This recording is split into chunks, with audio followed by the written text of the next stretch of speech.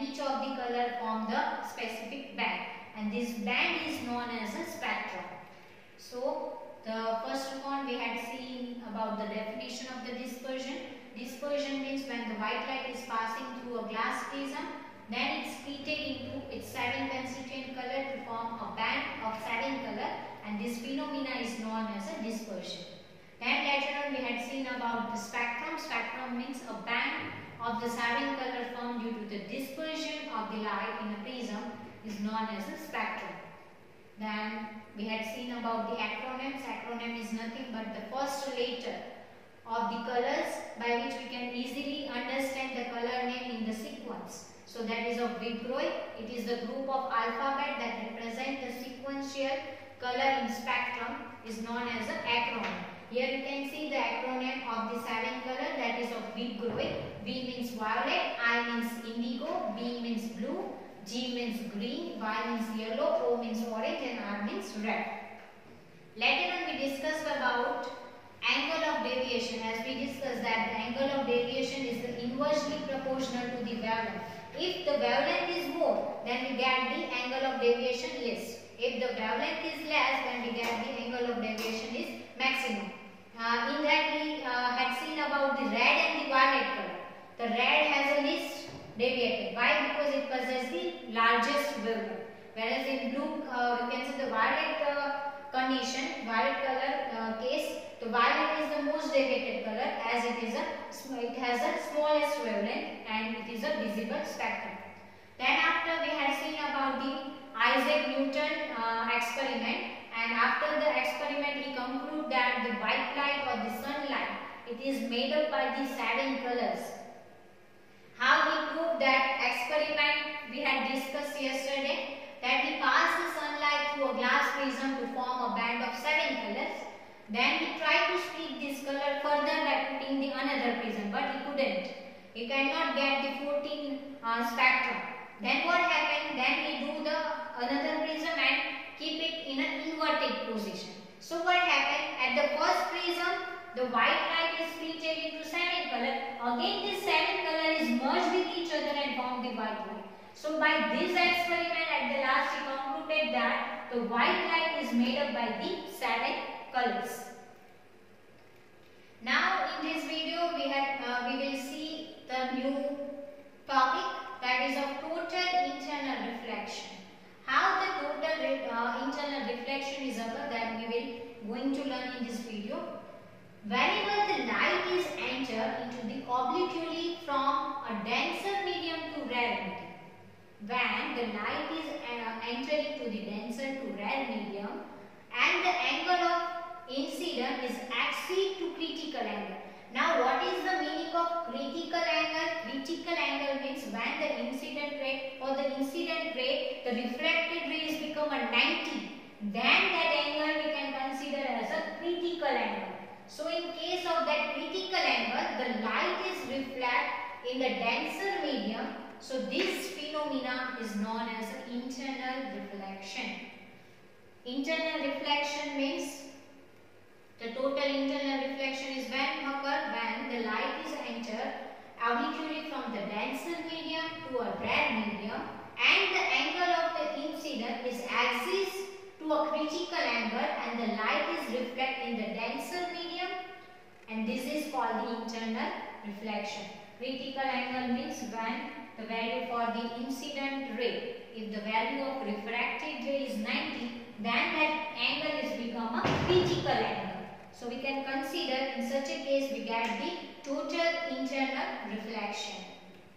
Now what are the conditions required for the total internal reflection? So the condition which is necessary for the internal reflection. So the first one, that light should enter obliquely from denser to rare medium, as we see in the definition as well. Whenever the light is entered from denser to rare medium, at that condition only we get the internal reflection. The second one, that the angle of incidence should accede to a critical angle. Critical angle, what is the critical angle? That I already explained. So in such a case the light is reflected in the denser medium.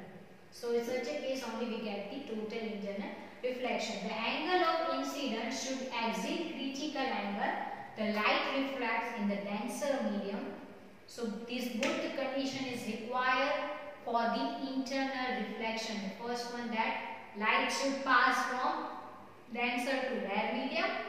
The second one, that the angle of incidence should exceed the critical angle. The light refracts in the denser medium. So in both the condition only we get the total internal refraction. Now as I told you that what is the definition of the critical angle, then the angle of incidence for which the angle of refraction is become a 90 degree, then that angle should consider as a critical angle. Critical angle means the angle of incidence for which the angle of refraction is become a 90. At such a condition we can consider it as a critical angle. Critical angle means the angle of incidence for which the angle of refraction is become a 90 degree. So that angle we can consider as a critical angle. Let's see one more time. The total internal reflection. When it is occurred, what is the definition of total internal reflection? When the light is entered obliquely from the denser medium to rare medium and the angle of incidence exceeds critical angle, the light reflects in the denser medium. This is called a internal reflection. Which kind of condition is necessary for the internal reflection? So there are two main conditions for the it is required for the internal reflection. The first one, that is the light should enter from denser to rare medium. The second condition, that the angle of incidence should exceed to critical angle.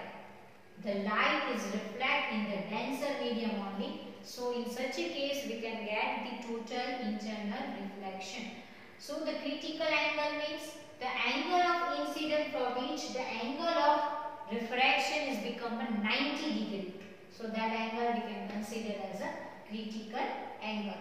Now let's see the natural phenomena of dispersion. As we discussed that in prism how the dispersion is occur. So that same phenomena is happening to the natural, like a rainbow. Rainbow is nothing but it is a one kind of dispersion process only. Dispersion phenomena only. Let's see about the rainbow.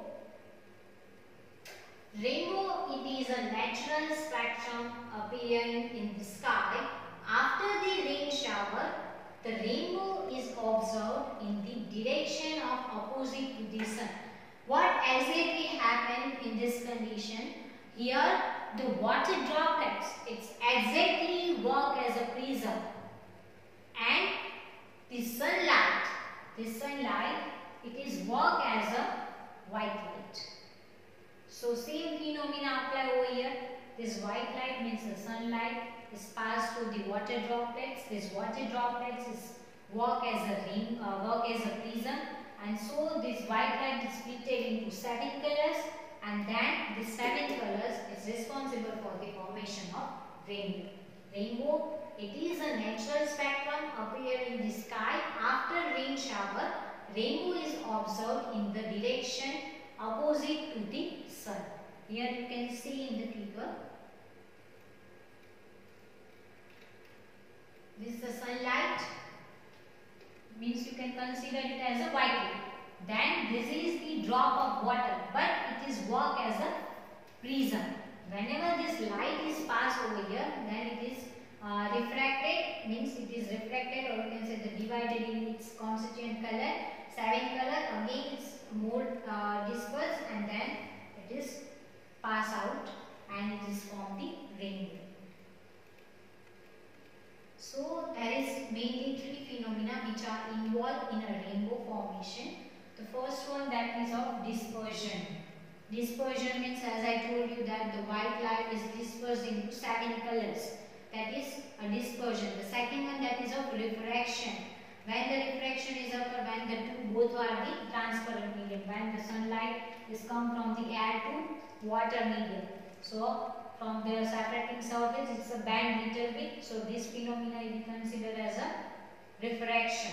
And the third phenomena, that is of total internal reflection. Here you can see the total internal reflection is occur. So for the formation of the rainbow, there is three phenomena is involved. The first one, that is of dispersion. The second one, that is of refraction. And the third one, that is of total internal refraction. So you can say that there are three phenomena which are involved in rainbow to form. First one, that is of a dispersion. The second one, that is of a refraction. And the third one, that is of internal refraction. Some water droplets remain suspended in the air after the rain. So these water droplets behave as a glass prism, as I told you. So whenever the light is entering into this raindrop, it is first refracted and then after it is dispersed. Then the reflected internal again and again refract as it come out of the drop, and seven color reach the eye of the observer, and then it is formed the rainbow. How the rainbow is formed? First of all, the some water droplets which is remain suspended in the atmosphere, and this droplet is behave like a prism. Whenever the light is entered, the first phenomena is happened, that is of refraction. Then after the dispersion is occur, and then later on the total internal reflection is occur, and then later on the rainbow is formed. In next video we will see the atmospheric refraction in detail. I hope you all are understand this all the topics. Thank you.